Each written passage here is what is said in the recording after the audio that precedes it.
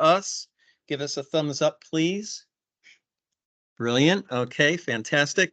So this is going to be a blended session. So we have our teams going, and then we are going to be also doing our presentation live here. Okay, and let's start the presentation from the beginning.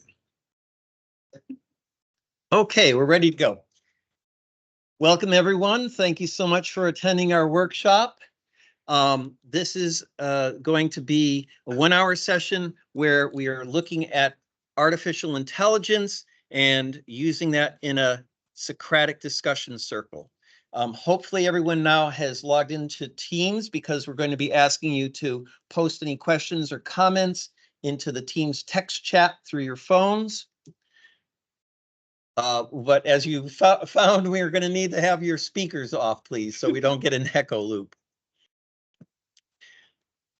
Socratic discussion means that what we're trying to do is not have this as a lecture with a talking head, but we're simulating a circle discussion that Socrates would have with an open-ended problem. And the topic is going to be the issues around the conference theme of learning technologies. What's the future? Hopefully everyone's been able to log into our Klaxon account, and we want to introduce Sam, who is our representative, our corporate partner in this. So we'll be doing our voting. We'll explain a little bit more about that in a minute for each section of our presentation.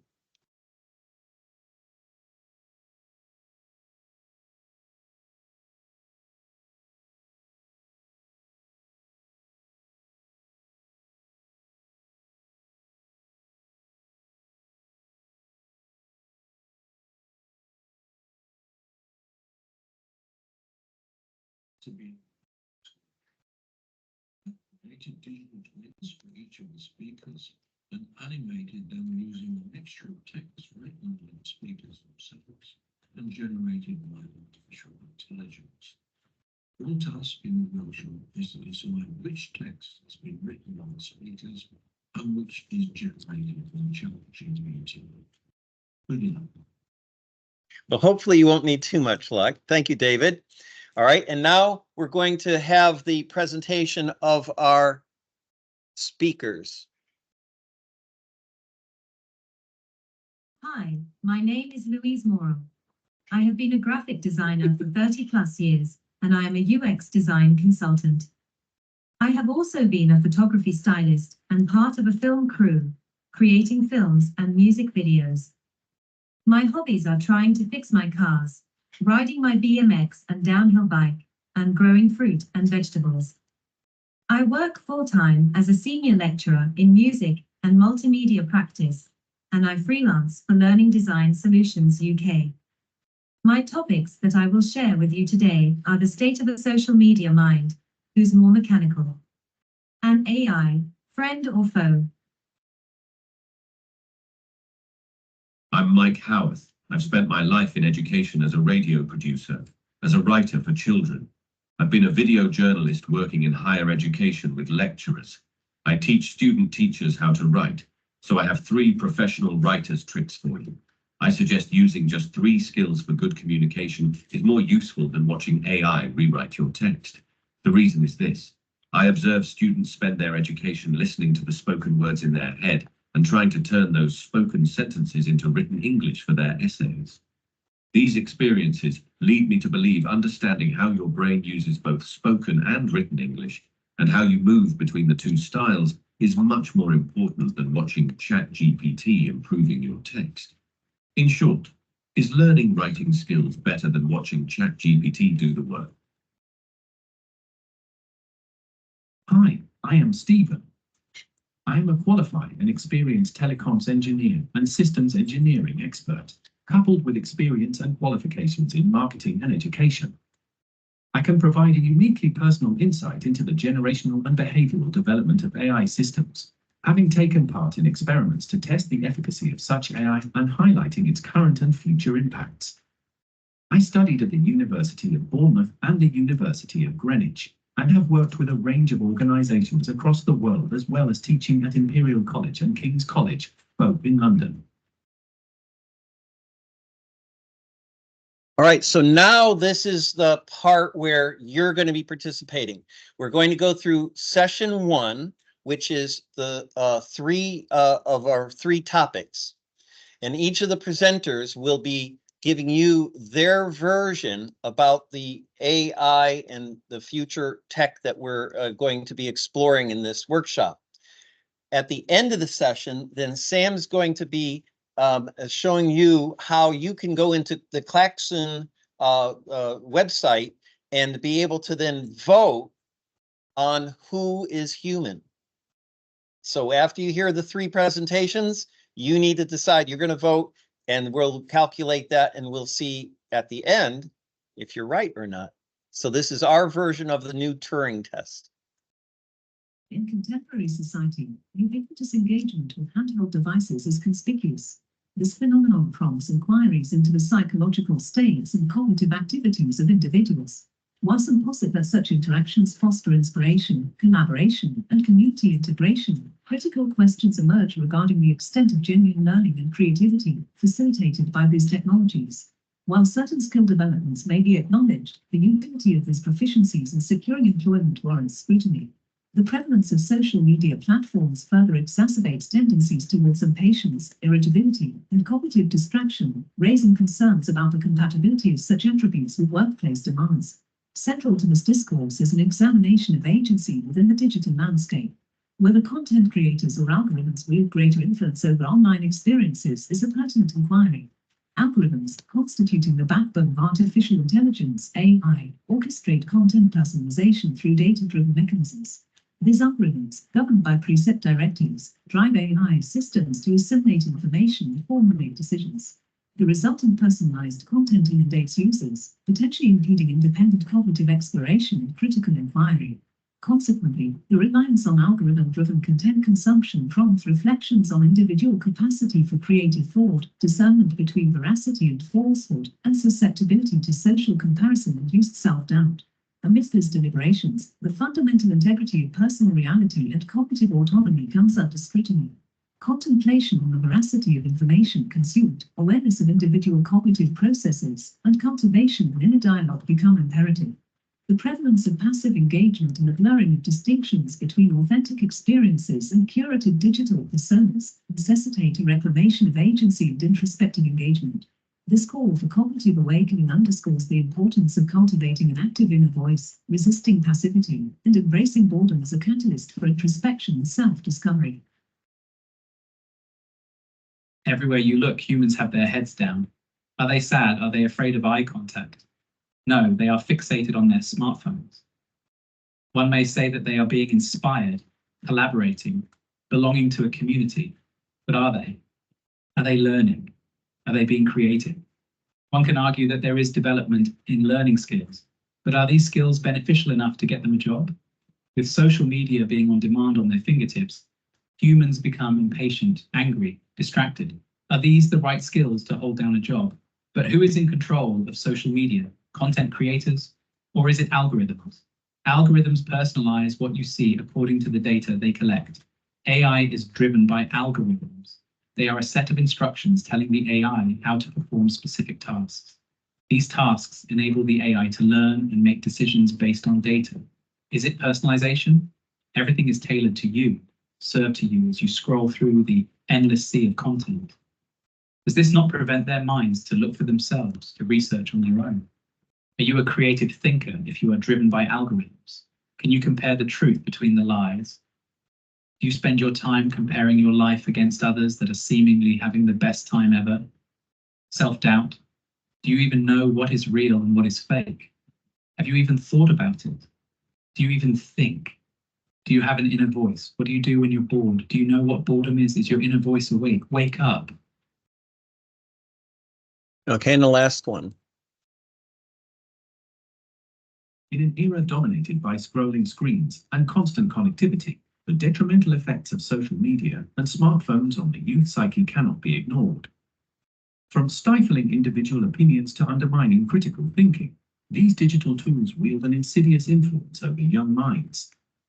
But lurking behind a curtain of likes and shares lies a sinister force: algorithms.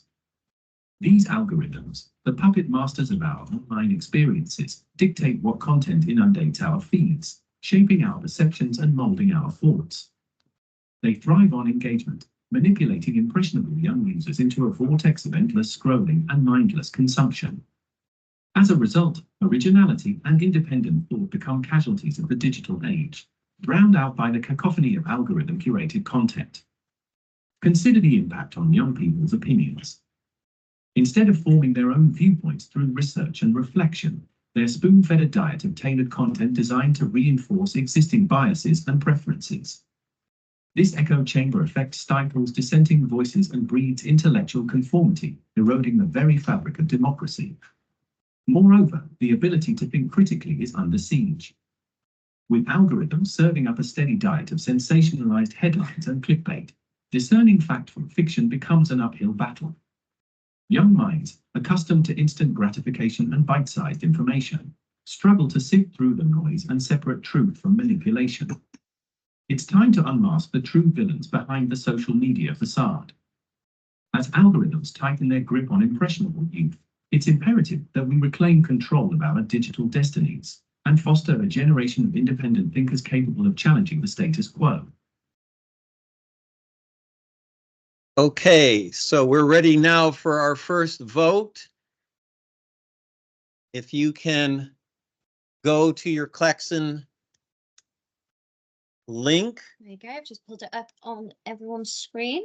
So we should be able to click through and vote now inside of the app. All right, and let's see, we've got,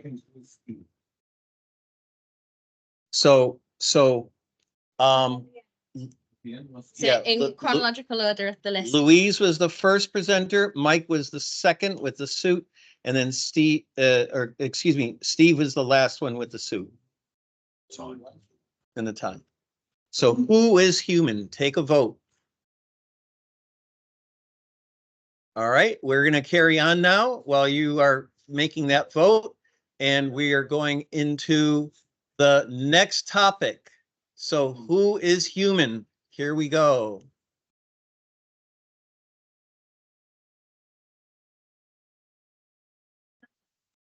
In persuasive writing, employing a few key techniques can significantly enhance the impact of your message.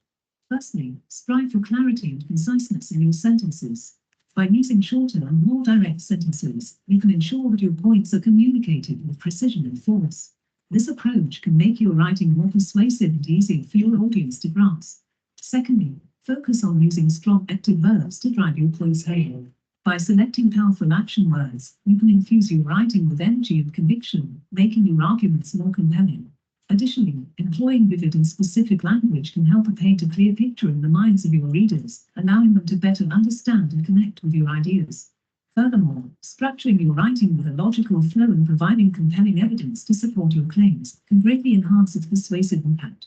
By organizing your thoughts in a coherent manner and backing them up with relevant and credible information, you can bolster the credibility of your arguments and sway your audience more effectively.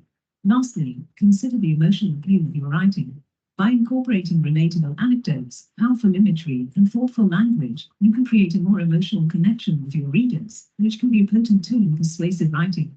In conclusion, by employing these strategies, utilizing shorter, more direct sentences, selecting strong verbs, using vivid language, structuring your writing effectively, providing compelling evidence, and appealing to emotions, you can create writing that is more persuasive and impactful than chat. Are you honing your writing skills more effectively by observing ChatGPT in action? Writer's Trick 1 suggests placing the subject at the forefront of your sentences. How frequently do you initiate a paragraph with a clear declaration of its subject? How often do you commence a sentence with as, when, it, or worse yet, moreover? In today's fast-paced world, we require concise and articulate English sentences, paragraphs, titles, and subtitles.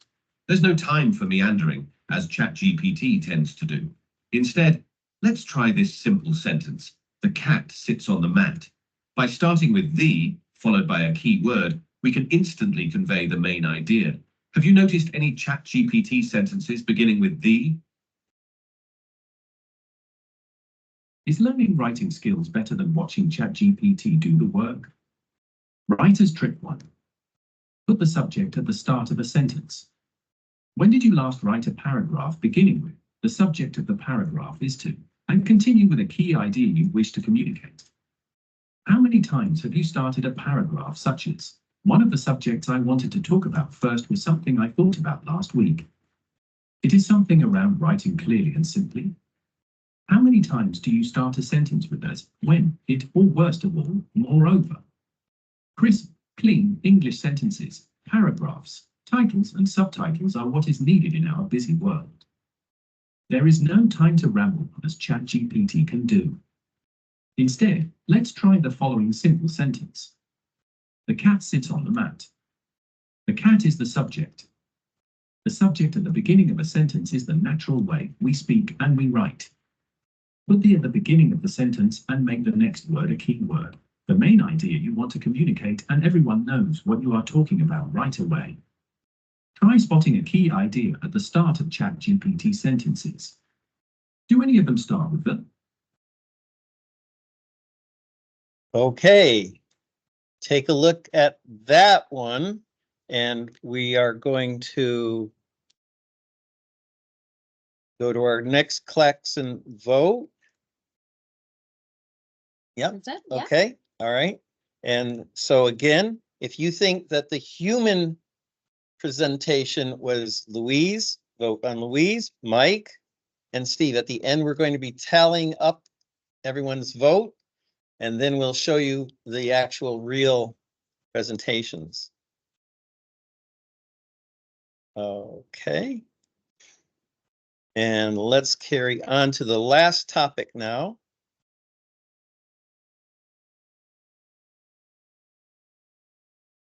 Let me just double check with the people at home. David, everyone's being able to hear the presentation all right? Can you give me a thumbs up on that? Good, okay, I just wanted to double check before we get to the end. Here we go. Last topic number 3.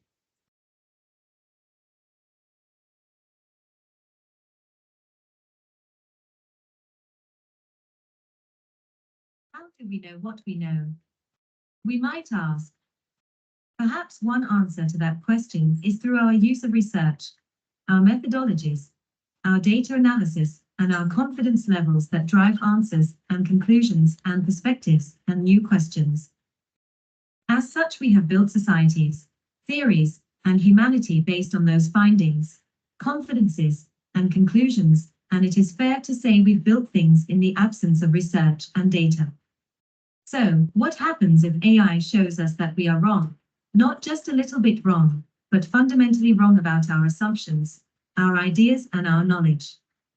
Could findings from AI systems used in research cause fundamental disruption to people through civil unrest, for example, a breakdown in social infrastructure and society itself, a breakdown in humanity perhaps? AI is already showing us that fingerprints may not be as unique as we thought. Could that lead to an overturning of all criminal convictions based on faulty historic conclusions? Do, therefore, educational and practitioner researchers have an ethical and moral obligation to share or not to share paradigm shifts in knowledge? AI research and researchers from our world of academia and learning are on the brink of causing significant harm, with possible significant humanitarian tragedies. Should they? My fellow citizens, we must ponder, how do we truly ascertain what we know? Our understanding has been shaped by rigorous research, methodologies, and data analysis, forming the bedrock of our societies, theories, and humanity. Yet, what if AI reveals that our fundamental assumptions and knowledge are not just slightly off, but deeply flawed? Could the revelations brought forth by AI systems in research lead to widespread disruption, sparking civil unrest and eroding the very fabric of our society and humanity itself? Consider this. AI has already cast doubt on the uniqueness of fingerprints, potentially challenging historical criminal convictions. Should we, as educators and researchers, have an ethical obligation to disseminate paradigm-shifting insights from AI, knowing the potential havoc they could wreak? The AI research community stands at the precipice of inflicting significant harm and causing humanitarian crises. Should they be the arbiters of such monumental decisions? We must grapple with the implications of AI's potential to upend our long-held beliefs and ideals. The prospect of AI-driven upheaval demands our utmost attention and scrutiny. As we stand on the brink of this technological frontier, we must exercise caution and vigilance to avert the looming perils that AI may unleash upon our world. And our last one. As we contemplate the integration of artificial intelligence into the realm of education, we are faced with profound moral considerations that resonate deeply within the fabric of our societal and ethical frameworks. In the sacred journey of learning, we are entrusted with the noble task of nurturing young minds and shaping the future of generations to come. It is within this sacred duty that we encounter the moral implications of harnessing AI as a tool for education. As stewards of knowledge and wisdom, we must carefully weigh the impact of AI on the spiritual and moral development of our learners. Will the introduction of AI in education enhance the holistic growth of our students, or will it inadvertently erode the fundamental values and virtues that we hold dear? We must tread this path with reverence and discernment, mindful of the potential consequences that AI may yield in shaping the moral compass of our youth. Furthermore, we are called to consider the equitable access to education in the context of AI. Will the integration of AI inadvertently exacerbate existing disparities, denying marginalized communities the opportunity to partake in the transformative power of learning? As custodians of justice and compassion, we are compelled to ensure that AI serves as a force for inclusivity and empowerment, rather than a vehicle for perpetuating inequity. In our pursuit of enlightenment and enlightenment, let us invoke the wisdom of our traditions and the teachings of compassion and empathy as we navigate the ethical terrain of AI in education. May our endeavors be guided by a steadfast commitment to nurturing the hearts and minds of our students, fostering a learning environment that is imbued with integrity, empathy, and reverence for the sacred journey of knowledge. Okay, and just as we've done with the other topics, please log in and make your vote for topic number 3. Who would you say was the human in that? All right, and Sam, I think we pass over to you pretty soon, don't we? Yes. Because we're going to be showing you now the Clexon vote tallies as soon as everybody gets their last vote in. And for each session, am I sharing with you or you're jumping? Okay, so I'll escape mine and get stop sharing, and you can share them. Yeah. Yes, thank you very much. So bear with me just a second. And people that are in Teams, whether you're in the room while Sam is getting that set up, or if you're online, and welcome Mark and David and everyone else who's online. Philip, thank you so much, John. We're going to be asking you to put in the text chat, in the text for Teams, any questions or comments. My screen should be sharing now. Okay, let's see. We're not seeing it on this. Oh, I thought I had, sorry. Stop sharing. It's not. Fabulous. Well, Okay. we'll work around it. So what we can do is we can have a look I can at open- this in the Klaxoon interface. Okay, So if you guys are all inside of Klaxoon here we now. go. I've got it open here.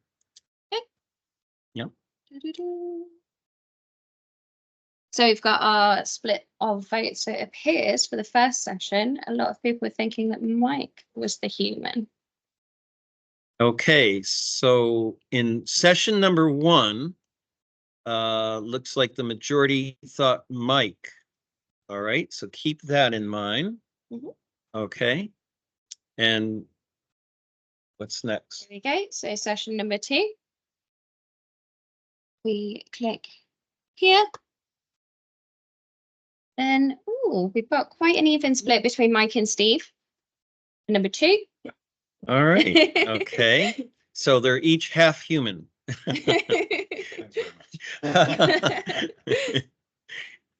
And then for our last one, we're looking like we've got a bit of a different split here. Oh, Louise. Yeah. Ah, so the last one, Louise, was seen as the most human of the group. All right, interesting results. Thank you for that very much, Sam. And now we'll put that away to go back to our PowerPoint, and hopefully I'm going to be able to share that. Let's go. Did it do, let me do the sound before? No, okay. Let's share the screen, and David, hopefully we can get thumbs up that you can see the PowerPoint. Is that right? Brilliant. Okay, and let's carry on now from here. So these are the percentages that you voted, that you were interpreting from the AI representatives as the humans. Let's see if you were right. Okay, for session 1, we've got Mike, Louise, and Steve, the text, and Mike was actually the human. Now, Louise's text was modified by the AI. So what David did, and he'll be talking a little bit more in a few minutes here when we get to the Q&A section. David took the text and had the AI change it, modify it. But the last one for Steve's was completely AI generated. In session 2, let's see if your votes were fairly accurate. We have Steve, Mike, and Louise. And Steve was the human in the second session. I'm seeing some people nodding their heads in the audience. Okay. Mike was the modified text, and Louise's was completely generated by the AI. In session 3, again, Louise, Mike, and Steve's text. And for our experiment here with the modified Turing, oh, you got that one right. Louise was human. Yay, Louise. Mike, the modified, and Steve, AI generated. So very interesting. We're going to